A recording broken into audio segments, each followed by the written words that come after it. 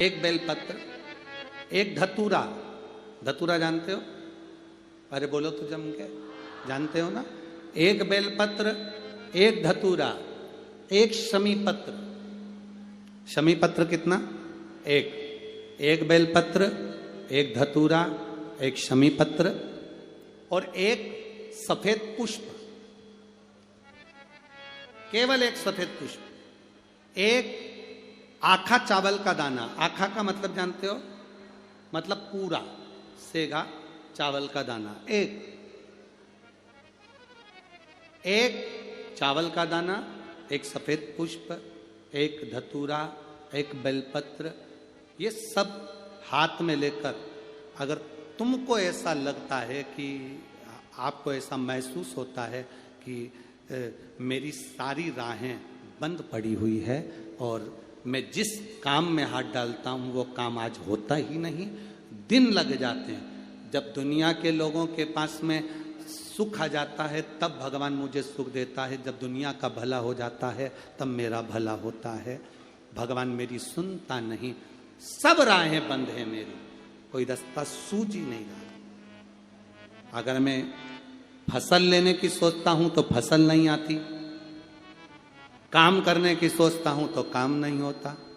कुछ ना कुछ टेंशन मेरी जिंदगी में है। तो कभी मौका मिल जाए जिस दिन तुम्हारे हाथ में ये सभी चीजें हों, बेलपत्र, धतूरा, पुष्प, शमी पत्र, चावल का एक दाना, ये सब तुम्हारे हाथ में हो और शिवरात्रि का दिन हो, 12 महीने कोई सी भी शिवरात्रि का दिन हो, उसी शिवरात्रि के दिन जिस दिन आप दोपहर में मंदिर चले जाएं या शाम को जाएं या सुबह जाएं, कभी भी, पर शिवरात्रि के दिन अपने हृदय में ध्यान कर कर और त्रिपुरारी नाम का स्मरण कर कर।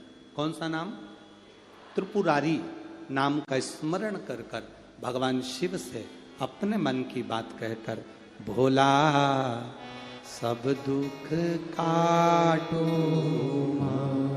त्रिपुरारी नाम का स्मरण कर कर हाथ में लेकर भगवान शिव के शिवलिंग पर अगर हम समर्पित कर देते हैं तो ये निश्चितता है राहें अपने आप खुलना प्रारंभ हो जाती है और कार्य में सफलता। त्रिपुरारी नाम सुख देने वाला। 3 पुरियों को भस्म करा। 3 पुरियों को भस्म करना मतलब हमारे सामने जो विघ्न आ रहा है, हमारे सामने जो कहीं ना कहीं तकलीफ आती है, उस विघ्न को समाप्त कर दे वो त्रिपुरारी।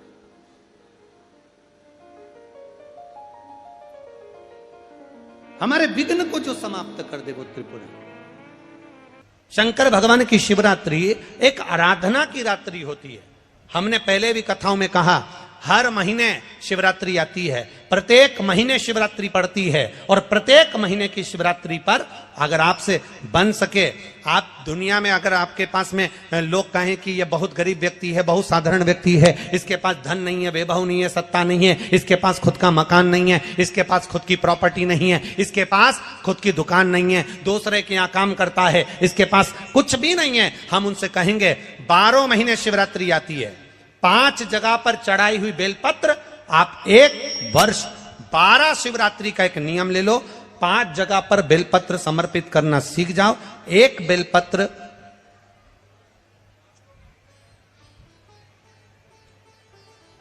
ये शिवलिंग, ये जलाधारी, बहुत ध्यान से देखना, ये चरण जहां से जल नीचे गिरता है, गणेश जी का स्थान, कार्तिकेय जी का स्थान, ये हस्तकमल, माता पार्वती जी का हाथ हस्तकमल, शिवलिंग, भगवान शंकर का स्थान। ऊपर से जो एक बूंद जल शिवलिंग के ऊपर गिर रहा है, शंकर भगवान की 5 बेटियां, जया, विषहरा, शामरी बारी, दौतली, देव। बीच में जो एक मोटी सी लाइन है वो शंकर भगवान की छोटी लड़की, क्या नाम है? अशोक सुंदरी। ये पूरे शिवलिंग का वर्णन। 5 जगह पर बेलपत्र, 5 स्थान पर बेलपत्र, 12 महीने की शिवरात्रि। आप दूसरे के यहाँ काम कर रहे हो, नहीं है नौकरी, नहीं है काम, दूसरे के मकान में रह रहे हो, खुद का मकान भी नहीं, खुद का प्लाट भी नहीं, खुद की प्रॉपर्टी भी नहीं, बहुत संघर्ष की जिंदगी जी रहे हो, ठेला धका रहे, लॉरी चला रहे, गाड़ी चला रहे, ऑटो चला रहे, अपने लिए करने का प्रयास करना। घर में जितने सदस्य हैं 12 महीने शिवरात्रि आती है, एक बेलपत्र अशोक सुंदरी वाली जगह पर डंडी का मुंह नीचे की ओर, दूसरी बेलपत्र माता पार्वती जी के हस्त कमल पर, ये दो पत्ती जो होती है इस पत्ती के दो भाग शिवलिंग के बीच में हो, तीसरी बेलपत्र भगवान शंकर के शिवलिंग पर डंडी का भाग आपके विपरीत दिशा में हो, विपरीत दिशा में, चौथी बेलपत्र भगवान शंकर का जहां से जल बहकर जाता है, जमीन पर जो जल बहता है, जमीन पे से जो जल बहकर जाता है, चौथी बेलपत्र उस जमीन के जल पर जहां से वो पानी बहकर जा रहा है, पूरे शिवलिंग को छोड़कर जहां से पानी जमीन पर बहकर जा रहा है उस स्थान पर, और पांचवी बेलपत्र नंदी का जो पांव ऊपर उठा हुआ है उस पांव के पास में पांचवी बेलपत्र समर्पित करना। एक शिवरात्रि से लेकर 12 शिवरात्रि जो एक वर्ष तक कर लेता है, एक वर्ष अपनी कड़ी मेहनत के साथ में मेहनत पूरी करना, और ये 5 बेलपत्र हर महीने जो शिवरात्रि आती है उस पे समर्पित करना प्रारंभ कर दीजिए और मेहनत करना प्रारंभ कर दीजिए। आपको आपके कर्म का फल मिलेगा, साल भर के अंदर आप अच्छे बनकर बैठ सकते हैं। शिवरात्रि का प्रसंग कहता है अपने मन की अभिलाषा रखकर तुम्हें जो चाहिए, एक काली मिर्ची और काली तिल्ली के 7 दाने, एक काली मिर्ची और काली तिल्ली के कितने दाने? 7 दाने हथेली में रखकर अपनी कामना कर कर मन से अपने मन के बात को कहकर शंकर भगवान के शिवलिंग पर चढ़ा दीजिए। आपकी मनोकामना, कहते हैं हर महीने शिवरात्रि आती है, इस शिवरात्रि पर मुख्य शिवरात्रि पर चढ़ाओगे, अगले महीने की जब शिवरात्रि आएगी तो आपकी मनोकामना पूरी हो जाएगी। एक काली मिर्ची और 7 काली तिल्ली के दाने, मात्र 7। महाराज जिसके घर में क्लेश रहता हो, बहुत ज्यादा लड़ाई झगड़े हो रहे हैं, सास बहू के झगड़े, ना बहू कुछ सुनने को तैयार ना सास सुनने को तैयार, और घर में बेचारे पुरुषों की आफत, यहाँ भाई भाई झगड़ रहे हो, सास बहू में झगड़ रही हो, कुछ मत करिए। गेहूं की बाली को तोड़ो, गेहूं की बाली जानते हो ना, जिसमें आप लोग तो गेहूं की बाली को तोड़ना है, और बाली 7 बाली तोड़कर अपने घर में घुमाकर अपने घर का नाम और गोत्र बोलकर उसको शंकर को समर्पित कर दीजिए। जिंदगी में कभी सास बहू का झगड़ा नहीं होगा महाराज। शिवरात्रि के दिन उसको समर्पित करिए, आपके घर में कभी क्लेश नहीं मच सकता। 12 महीने शिवरात्रि आती है, और शिवरात्रि के दिन रात्रि को 12 बजे शंकर भगवान पर एक धतूरा चढ़ा दो। क्या चढ़ाना है? जम के बोलिए जरा, धतूरा। ये शंकर भगवान को धतूरा चढ़ा देता। 12 बजे रात्रि को शिव जी पे धतूरा चढ़ाओ, आधे घंटे तक धतूरा चढ़े रहने दो, और आप श्री शिवाय नमस्तुभ्यम का जाप करो। जिस शंकर जी पे धतूरा चढ़ाए उस मंदिर के बाहर बैठकर कौन सा मंत्र जपना है? श्री शिवाय नमस्तुभ्यम। फिर से बोलो, श्री शिवाय नमस्तुभ्यम। धतूरा चढ़ाकर श्री शिवाय नमस्तुभ्यम का स्मरण करिए। और जो दुकान नहीं चलती हो, घर में लक्ष्मी नहीं टिकती हो, खेत में फसल अच्छी नहीं आती हो, संपदा नहीं आ रही हो, बस उस धतूरे को लाल वस्त्र में बांधकर अपनी दुकान में, अपने व्यापार में, अपने घर में रात को 12:30 बजे उठाकर लाओ, और 4 बजे के पहले उसको अपनी दुकान, व्यापार, व्यवसाय में उसको बांध दीजिए। और अगर जो जमीन फसल सही नहीं दे रही हो उस जमीन में ले जाकर गाड़ दीजिए। आपको जीवन में कभी तकलीफ नहीं भोगना पड़ेगी, लक्ष्मी बढ़ती चली जाएगी महाराज, संपदा बढ़ेगी। जो व्यक्ति ज्यादा बीमार रहता हो, बहुत बीमारी उसको घेरे रहती हो, परेशान रह रहा हो, बीमारी बनी हुई है, तो बोर चढ़ाइए। बेर क्या बोलते हैं यहाँ पर? बेर की बोर, वो खाने वाला बेर जो होता है, उस बेर को 7 बेर ले लो, और 7 बेर को लेकर अपने ऊपर से घुमाकर शिवरात्रि की दोपहर के 12 बजे शंकर भगवान के शिवलिंग पर ले जाकर उस बेर को चढ़ा दीजिए। आपका रोग, आपकी बीमारी मात्र 3 महीने के अंदर समाप्त हो जाएगी। पुराण की कथा कर रही है, विदवल उरुतपल को बाता कुंदुक का प्रहार कर कर माता पार्वती जी ने कुंदुक प्रहार कर कर उनका संहार कर दिया। शिव जी का नाम कुंदकेश्वर महादेव पड़ गया।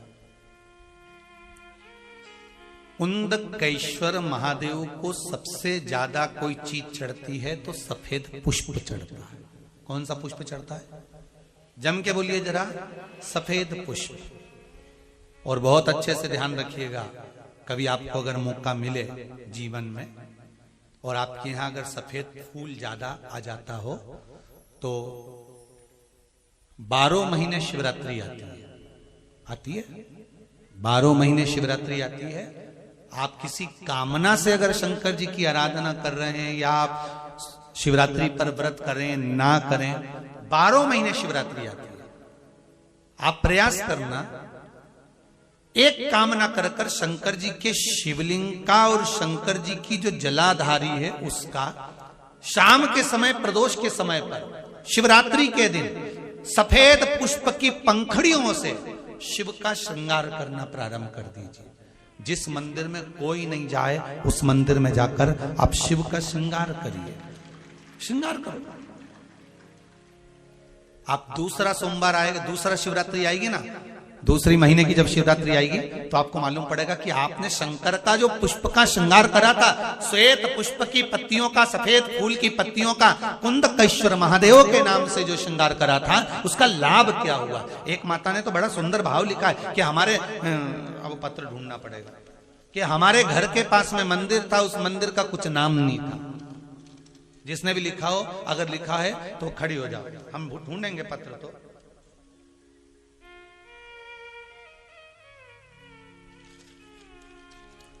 उन्होंने लिखा है कि हमारे घर के पास मंदिर था, मंदिर में शंकर जी का कोई नाम नहीं था। हमने पहली बार कुंदकेश्वर महादेव का नाम सुना था। जब कुंदकेश्वर महादेव का नाम सुना तो उन्होंने पत्र में लिखा है, गुरुजी हमने शंकर जी के मंदिर का नाम कुंदकेश्वर रख दिया। तो अच्छा रहा कि बुरा रहा, हमारा तो कहना है इससे अच्छा कोई काम ही नहीं। जिस मंदिर का कोई नहीं नाम, तुमने नाम तो धर दिया कम से कम कि इस मंदिर में ये भगवान बैठे, कुंदकेश्वर लिखा इसमें पत्र में होगा। जब हम चले जाएं पत्र उठा के आप ढूंढ के पढ़ लेना और कल हमें बता देना कौन सी भाई ने लिखा था, ठीक है। कुंदकेश्वर,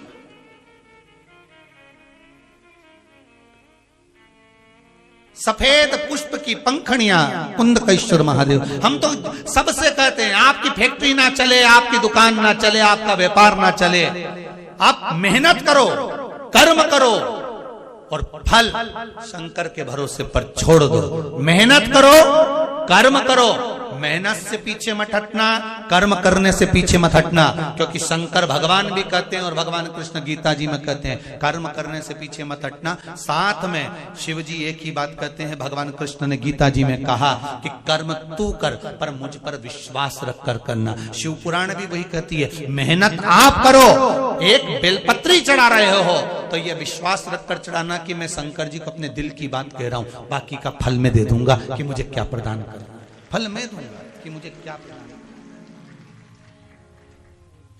आप करो शिव भक्ति, आप करो शंकर की आराधना, आप करो शिव का स्मरण। 12 महीने शिवरात्रि आती है, आप करो शिवरात्रि का पूजा। तुम्हें तप करना और उसका फल चाहिए तो तुम काशी चले जाओ। मानधाता काशी गए, काशी में बैठकर तप करने लगे। केवल काशी में बैठकर उन्होंने तप करा तो कैसा करा, केवल एक बालू का शिवलिंग बना लेते थे और बालू का शिवलिंग बनाकर उसकी आराधना करते थे, उसकी पूजन करते थे। पूजन करते, गंगा का जल लाकर बालू के शिवलिंग पर डालते, उनको समर्पित करते, बस वो बालू के शिवलिंग की आराधना करते करते करते करते करते करते थोड़ा सा समय निकला। उनको नहीं मालूम कि एक शिवरात्रि निकल गई, दूसरी शिवरात्रि आई है। हर महीने शिवरात्रि आती है, प्रत्येक महीने शिवरात्रि पहुंचती है, प्रत्येक महीने आती है।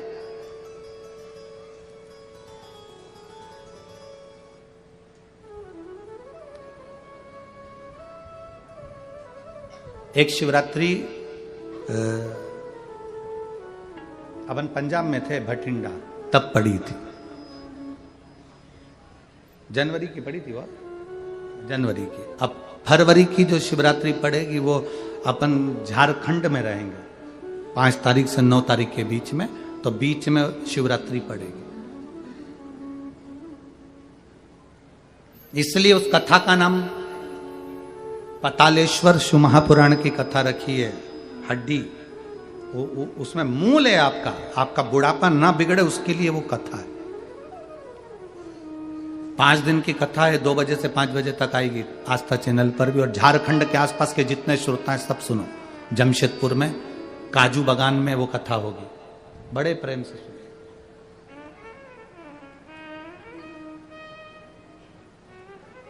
काजू बागान में तुम ये सोचकर मत आना कि काजू तोड़ के खा लेंगे।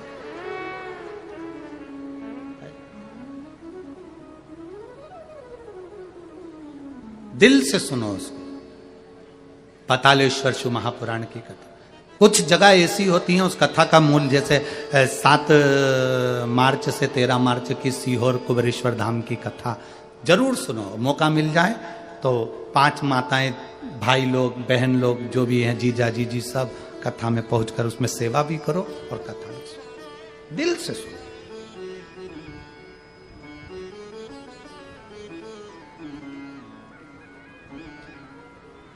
भगवान की भक्ति को धारण करिए। मानधाता ने बालू का शिवलिंग बनाया, पूजन करना प्रारंभ करी, गंगा जी का जल ले जाकर चढ़ा देते। अब कोई तप नहीं, कोई साधना नहीं, कोई नेत्र बंद कर नहीं बैठे, कोई तप साधना में नहीं बैठे, कोई घोर तप करने के लिए नहीं बैठे, केवल शंकर का शिवलिंग बनाया, पूजन करी। साल में एक दिन सावन के महीने में जो शिवरात्रि आती है, हम भी टीवी के माध्यम से, सोशल मीडिया के माध्यम से आप सबके घर में पार्थिव शिवलिंग का निर्माण करवाते हैं। उसका कारण केवल इतना है कि हम पूरी जिंदगी तप नहीं कर पाते, पूरे साल व्रत नहीं कर पाते, साधना नहीं कर पाते, तो कम से कम सावन के महीने की शिवरात्रि पर जब अपने घर में मिट्टी का शिवलिंग बनाकर पूजन करते हैं तो हमें तप और साधना का पूरा फल प्राप्त हो जाता है।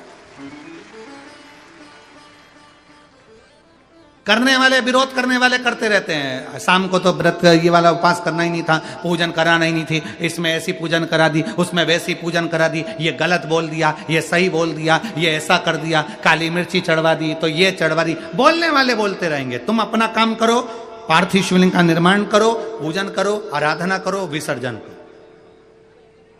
आग लगे बस्ती में, जम के बोलो जरा अपन रहो, क्या किसको रोइए, चादर तान के सो, अपने को मतलब नहीं कुछ भी कि अपन को सोचो।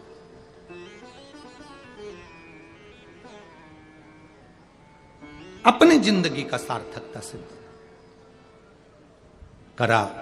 मानधाता ने अब कोई तप नहीं करा, मानधाता ने अब कोई साधना नहीं करी, मानधाता ने अब कोई आराधना, बस एक काम करा, शिवलिंग का निर्माण, उसकी पूजन की। आपसे भी निवेदन करते हैं, समय मिला करें, हफ्ते 2 हफ्ते में गमले के अंदर ऐसी मिट्टी को उठा लो शिवलिंग जैसी, और जल चढ़ाकर पूजन करके वहीं विसर्जन कर दो, उसी गमले में उसी मिट्टी को वही विसर्जन कर दो।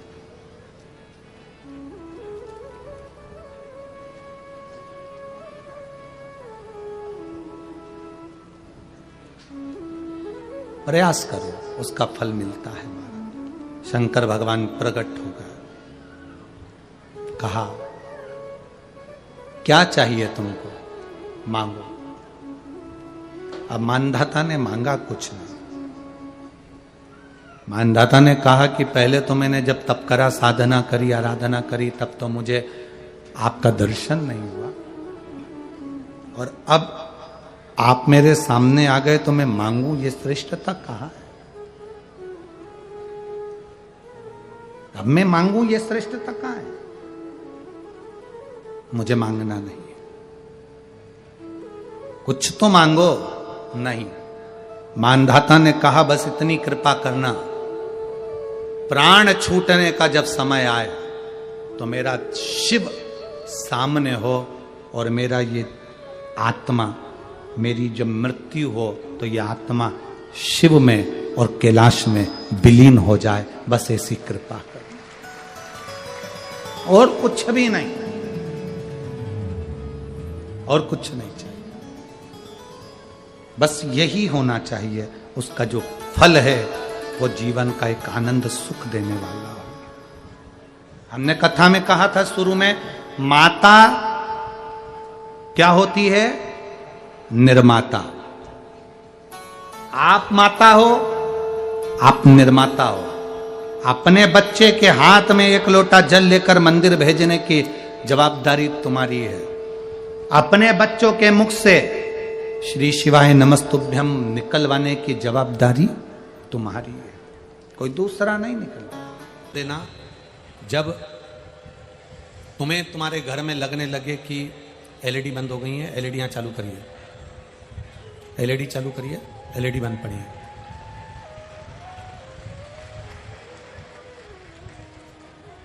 एलईडी वाले एलईडी चालू करें। जब आपको लगे कि हमारे घर में बहुत तकलीफें बढ़ गई हैं, बहुत दुख बढ़ गया, बहुत कष्ट, अपार कष्ट बढ़ गया, बहुत दुख हमारे जीवन में बहुत बढ़ गया है, तो शिव पुराण कहती है कभी मौका मिले एक बेलपत्र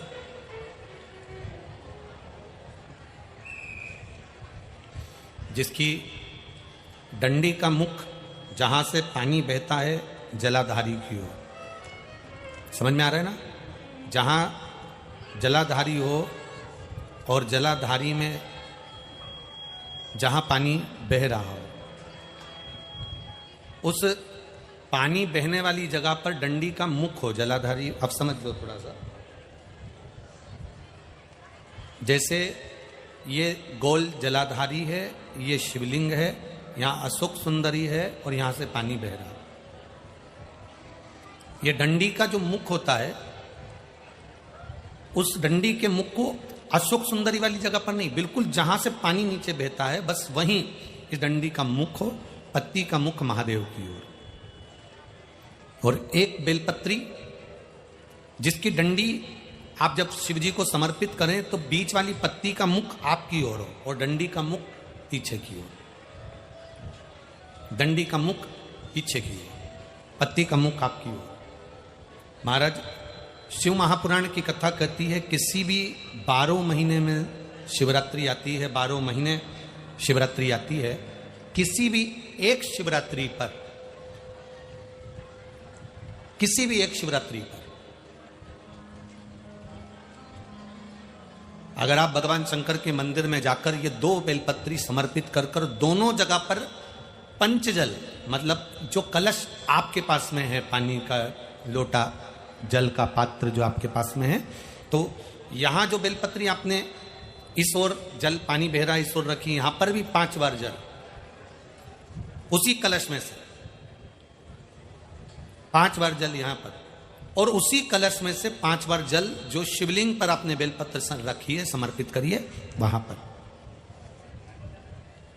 ऐसे 5 बार इधर और 5 बार शिवलिंग पर जल समर्पित कर कर अपने जो दुख है, अपनी जो तकलीफ है, अपना जो कष्ट है, बहुत तकलीफें जो हमें आ रही है,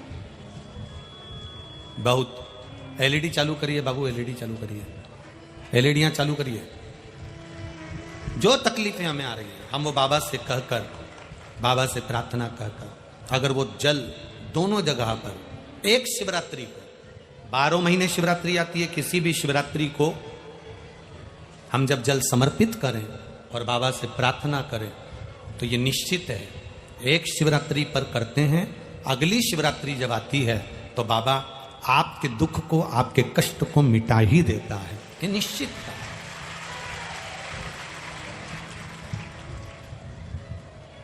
एक बेलपत्र शिवलिंग के ऊपर और एक बेलपत्र बाबा के जलाधारी के सम्मुख, अशोक सुंदर वाली जगह पे नहीं, अशोक सुंदर वाली जगह तो बीच में रह गई, पर थोड़ा आखिरी कोना, आखिरी कोना समर्पण करा। शिव कथा कर रही है, मान लो आपका अगर विश्वास दृढ़ी है, भरोसा पक्का है, जैसे अभी आपको कथा में कहा कि मन आपने अगर शिव को दे दिया है, दिल भगवान शंकर को दे दिया है और विश्वास अगर पक्का हो गया है और आपने वो जल समर्पित किया है, तो ये निश्चित है अगली जो शिवरात्रि आएगी उस तक बाबा आपके दुख को, कष्ट को काट ही देगा। पर विश्वास के साथ फिर निवेदन करेंगे, जल भी चढ़ाओ तो विश्वास के साथ, बेलपत्र भी चढ़ाओ तो विश्वास के साथ, धतूरा भी चढ़ाओ तो विश्वास के साथ, एक पुष्प भी अगर समर्पित कर रहे हो तो विश्वास के साथ करिएगा, भरोसे के साथ करिएगा। कभी मन में आपके भी एक आध बार तो ऐसा प्रश्न उत्पन्न होता ही होगा, आपके भी मन में कभी कभी एक आध बार ऐसा प्रश्न तो आता ही होगा कि शिवजी के गले में पड़ा हुआ सर्प शिवजी को डसता नहीं होगा क्या? भाई सर्प का तो नियम है कि उसको अपना विष उगलना है, सर्प का तो नियम है कि उसको अपना विष त्यागना है, और सर्प अपने विष को त्यागता रहता है। पर शिवजी के गले में वासुकी नाग पड़ा हुआ है, क्या वो विष नहीं उगलता होगा? उगलता है।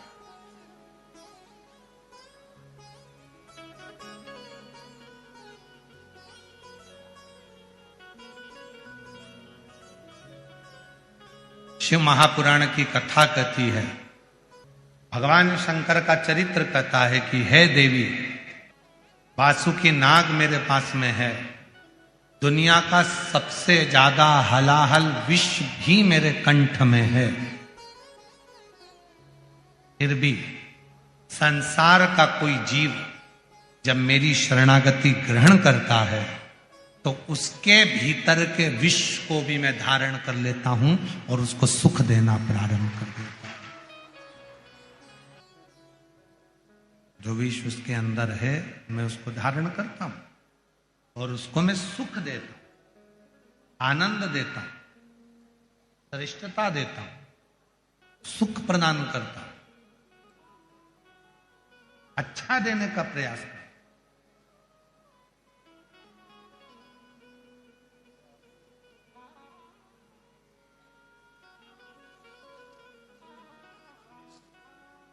बैठे थे भगवान शंकर, नेत्र बंद थे शिव जी के, और नेत्र बंद कर कर विराजमान थे भगवान शंकर विराजे हुए, अपने नेत्र बंद है, साधना में डूबे हुए हैं, भजन में डूबे हुए हैं, स्मरण में डूबे हुए, साधना में डूबे हुए।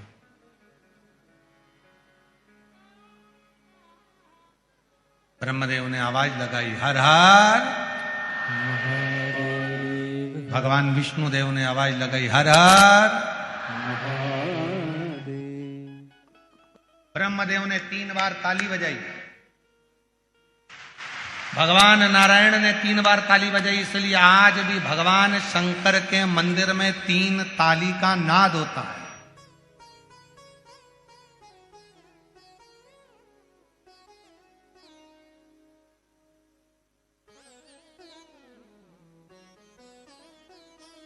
और याद रखना, वो 3 ताली कोई साधारण नहीं है।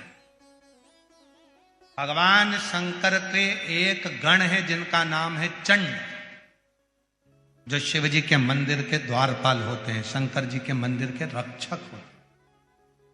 क्या नाम है उनका? चंड। जो शिव मंदिर के द्वारपाल हैं, भगवान शंकर के मंदिर के रक्षक हैं। शिव मंदिर के द्वारपाल हैं, शंकर जी के मंदिर के जो रक्षक हैं वो चंड है।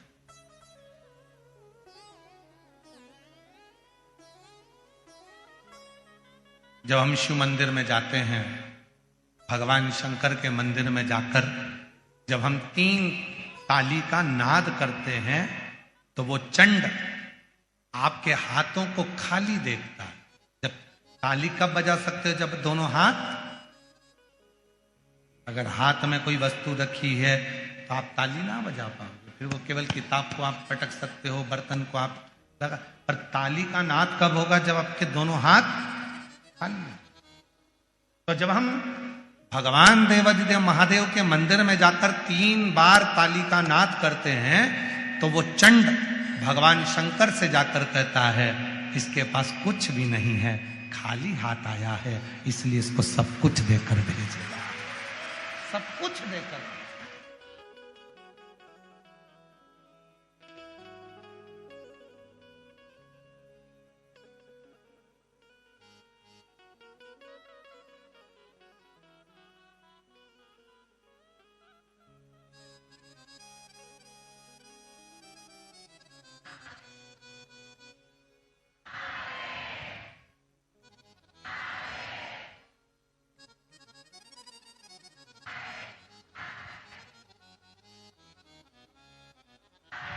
इसको सारा सुख दे दे।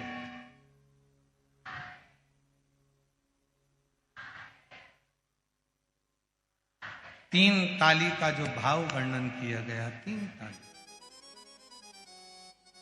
ये खाली हाथ आया है, इसके पास कुछ नहीं, पर सब कुछ मात पिता तुम में शरण गम में किसकी, स्वामी शरण गम में किसकी, तुम बिन और न दूजा, प्रभु बिन और न दूजा, आस करूं मैं किसकी। ओम जय शिवा ओंकार। खाली हाथ आया है ये, कुछ नहीं है इसके पास में, आपको देना। और भगवान ब्रह्मा और भगवान विष्णु और 33 कोटि देवता शंकर जी के सामने जाकर खड़े हो गए। 3 बार ताली का नाद करा। इंद्र कह रहा है, इंद्र पीछे खड़े हैं। भगवान नारायण कह रहे हैं, इंद्र देख ले, मांगना किसी और से नहीं, मांगना तो केवल भोले नाथ से मांगना। नहीं दे तो भी मांगना, फिर मांगना, फिर मांगना। किसी की सामर्थ्यता नहीं है जो पृथ्वी पर रहने वाले व्यक्ति को कोई कुछ दे दे। केवल एक में सामर्थ्यता है, वो देवाधिदेव महादेव जो सबको देता है, वो तुम्हें भी। जैसे संध्या काल में लगाया गया दीप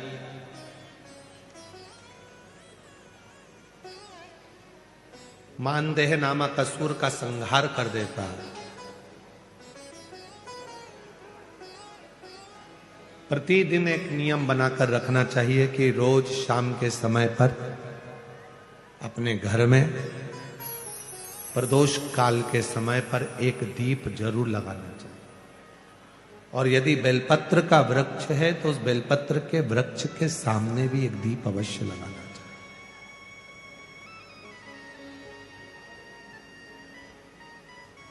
6 महीने में, 3 महीने में, 2 महीने में, 1 महीने में ऐसा नियम बनाया करो कि मुझे बेलपत्र की पूजन करो।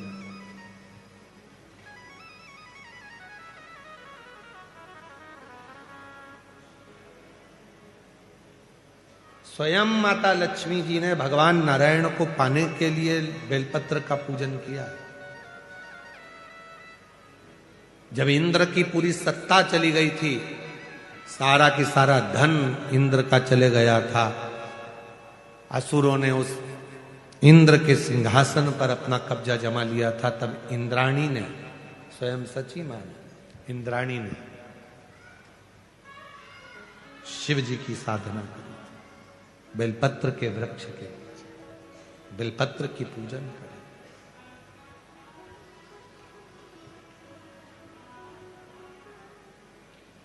कभी दिल कर जाए तुम्हारा तो कभी महीने में, 1.5 महीने में, 2 महीने में बेलपत्र के पेड़ के नीचे जल लेकर बैठो। बेलपत्र के वृक्ष के नीचे दूध नहीं चढ़ाना, बेलपत्र के वृक्ष के नीचे दही नहीं चढ़ाना, शहद भी नहीं चढ़ाना। बेलपत्र के वृक्ष के नीचे जब आप बैठते हैं, बेलपत्र पूजन का एक विधान होता है कि जब हम बेलपत्र की पूजन करते हैं तो 2 कलश पानी के भरे हुए, एक अपने सीधे हाथ की ओर, एक उल्टे हाथ की ओर रखा जाता है। पूजन की थाली बीच में रखी जाती है। 2 बत्ती का, लंबी बत्ती का, 2 बत्ती लंबी घी की जलाई जाती है। लंबी बत्ती बेलपत्र के वृक्ष के नीचे 2 बत्ती लंबी जोड़ा बनाकर उसको जलाया जाता है। फिर दोनों हाथ में कलश में जल है। बेलपत्र के वृक्ष के नीचे दोनों हाथों का जल धीरे धीरे शिव जी का स्मरण कर कर, नारायण लक्ष्मी का स्मरण कर कर, मां आदि शक्ति गौरा का स्मरण कर कर, रिद्धि सिद्धि गणेश का स्मरण कर कर उसको चढ़ाओ। प्रार्थना करो, विनय करो, मेरे जीवन में बहुत कष्ट है, उसको मिटाना है आपको। शिव आपसे प्रसन्न होते हैं, वैसे मेरी जिंदगी भी प्रसन्न करना है आपको। जल चढ़ाकर दोनों पात्रों का थोड़ा थोड़ा जल कलश में बचा लेना है, पूरा पात्र खाली नहीं करना है। दोनों को वापस रखना है और थोड़ी सी हल्दी पीसी हुई शिव जी के उस बेलपत्र पर लगाएं, थोड़ा कुंकुम वो भी बेलपत्र पर लगाएं, 7 दाने अक्षत के, केवल 7 दाने अक्षत के बेलपत्र को छुआकर अपनी थाली में रख लें। घर पर जब जाएं तो वो 7 दाने अक्षत के और बेलपत्र के वृक्ष में जो चढ़ा हुआ थोड़ा सा जल बचाकर लाए हो वो घर में छीट कर 7 दाने पूरे घर में डालना प्रारंभ करें। महीने में, 2 महीने में, 3 महीने में एक बार करिए। जीवन में किसी के आगे हाथ फैलाने की जरूरत नहीं पड़ेगी। इतनी संपदा बाबा ने, इतनी संपदा। बेलपत्र की महत्वता को लोग जानते नहीं है। एक प्रदोष की महत्वता, एक बेलपत्र की महत्वता। अभी हमने पहले भी कहा, एक कथा प्रदोष काल की रह गई है। एक बार हम दिल्ली बाच रहे थे पर वो पूरी नहीं हो पाई क्योंकि पानी आ गया था। हम प्रयास कर रहे हैं उस कथा को कुबेरेश्वर धाम पर, क्योंकि उसमें प्रदोष काल की कथा में टेंट नहीं लगता। वो प्रदोष काल की जो कथा होगी सीहोर कुबेरेश्वर धाम में, उसमें टेंट नहीं लगेगा, उसको खुले मैदान में बांचना पड़ता। आप और हम सब खुले मैदान में बैठकर प्रदोष काल में उस कथा को सुने और उसमें प्रदोष की महत्वता को जाने। और हमारी तरफ से हम तो आज प्रकाश जी आपको भी, दीना भाभी जी आपको भी, दोनों को निमंत्रण दे रहे हैं। जब भी सीहोर में जब कथा हो प्रदोष काल की तो एक दिन कम से कम आप लोग आकर उस कथा की पूजन आपको भी करना रहे। प्रदोष काल की कथा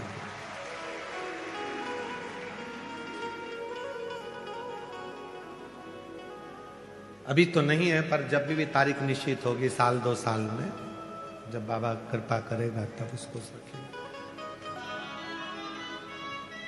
पंडाल में भले तुम्हारे लिए हम सोने के लिए पंडाल लगा देंगे, पर कथा सुनने के लिए तो आपको मैदान में ही बैठना पड़ेगा, खुले आसमान।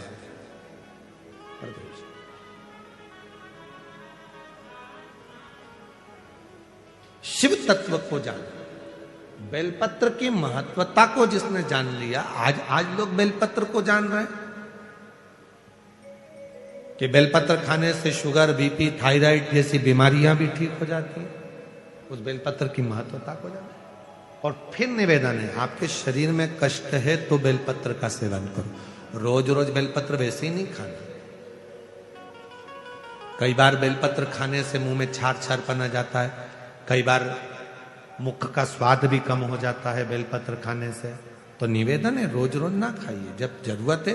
और जरूरी नहीं कि आप 3 पत्ती यहां से जो बेलपत्र दी जाती है 7 दिन तक जो रोज एक बेलपत्र दी जाती है वो तो खाने के लिए दी जाती है, पर समापन के दिन की बेलपत्र तो खाने की नहीं रहती। उसको तो ले जाकर लोग लाल कपड़े में बांध अपने घर में रख देते हैं तिजोरी में। आखिरी दिन की बेलपत्र तो वैसे भी तिजोरी का भंडार के लिए होती है। तो जो बेलपत्र होती है, जरूरी नहीं कि तुम पूरी बेलपत्र खाओगे तो दवाई असर करेगी। बेलपत्र का अग्रण्य भाग का थोड़ा सा पत्र भी यदि हम पा लेते हैं, उसको ग्रहण करते हैं, तो वो भी उतना असर करता है। और रोज खाने की जरूरत नहीं है। रोज अगर शिव मंदिर जा रहे हो, शिवालय जा रहे हो, शंकर जी के मंदिर जा रहे हो, देवालय जा रहे हो, तो बेलपत्र लाओ, वहां से मना नहीं है। उसको इकट्ठा करो, एकाग्रित कर सुखा लो। सुखाकर रोज शिव जी की चढ़ी हुई बेलपत्र को सुखाकर फिर उसका चूरा बना लो। जब तुम्हें लगे कि शुगर गड़बड़ हो रही है, बीपी गड़बड़ हो रहा है, थायराइड गड़बड़ हो रहा है, तो एक चुटकी उसमें से लेके निगल लो, पानी पी लो। बाबा की कृपा से आधा घंटा, 1 घंटे में वो sugar, BP, thyroid sub level में आना प्रारंभ हो गया।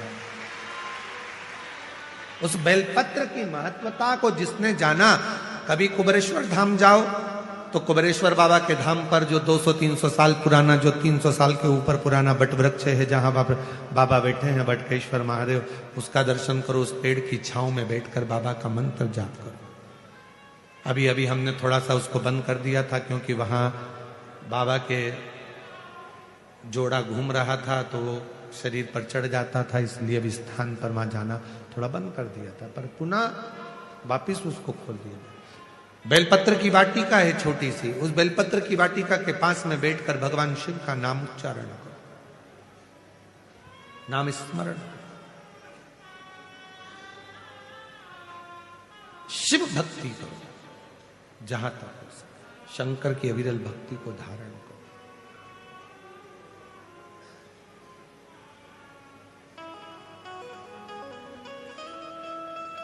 शिव की साधना आराधना जीवन को सुख देती है। बेलपत्र का वृक्ष का पूजन अर्चना हमें आनंद प्रदान करती है।